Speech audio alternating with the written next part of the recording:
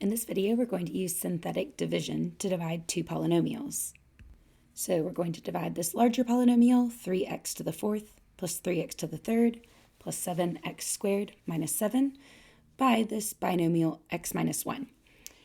So the first thing we want to do is identify our root that comes from this little binomial, the divisor. So set that equal to 0, and we see our root is just going to be 1. All right, so we're going to get our first row prepped.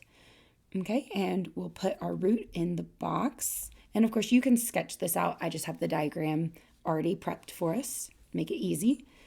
All right, and we're going to identify our coefficients from the polynomial, this large polynomial. So we have 3 from x to the fourth, 3 from x to the third, 7 from x squared. Notice we don't have an x term.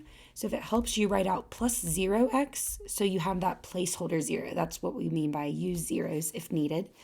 And then we have a negative 7. So another tip is to look out for your coefficients. A lot of times people will forget a negative value. So we're just going to write those coefficients in our first row of our diagram. So we have 3, 3, positive 7, 0, negative 7. All right, so now we're all prepped and we're ready for the process of synthetic division. So our first step is to drop down our leading coefficient, put the error reminder there, and we just record that 3 in the third row. And then step B, we're going to multiply. So we'll do our root 1 times our row 3 coefficient, which is 3. So 1 times 3 is, of course, 3. And we record this new value in row 2 of column 2.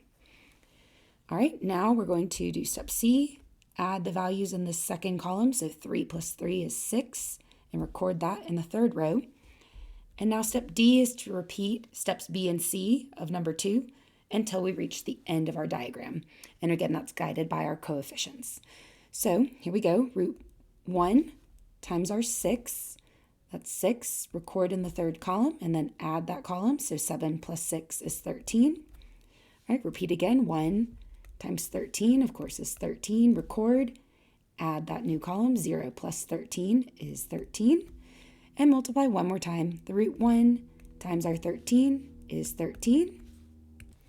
Add that final column, and of course you get 6, box that remainder. And I like to always list what point would be on the graph if we were trying to graph this larger polynomial, because you will probably be graphing polynomials at some point.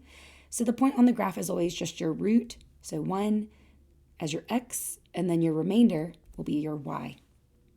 So if you were to graph that larger polynomial, you would find that there's a point 1, 6 on your graph. And that can just be helpful if you need an extra piece to get the graph developed.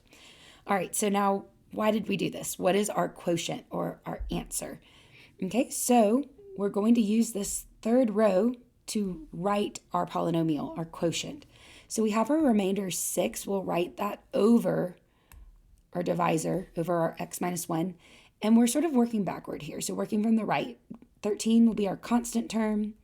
This next 13 that was from column 3 will be our coefficient of x, then x squared, and x cubed. So you're kind of putting it back into polynomial form. All right, so pulling from those values of the third row and what we wrote below, our quotient for this problem is 3x to the third plus 6x squared plus 13x plus 13. And then, of course, we know it did not divide in equally, so we have that remainder of 6. So we write it as plus 6, since it was a positive 6, over our divisor, x minus 1. And this is the quotient or answer to this polynomial division problem. And so something you might say is it didn't divide equally, or you could say 1 is not a root or not a solution of the larger polynomial. All right, so hopefully this method of synthetic division will really help you practice it a couple of times and you'll have it in no time at all. Thanks for watching.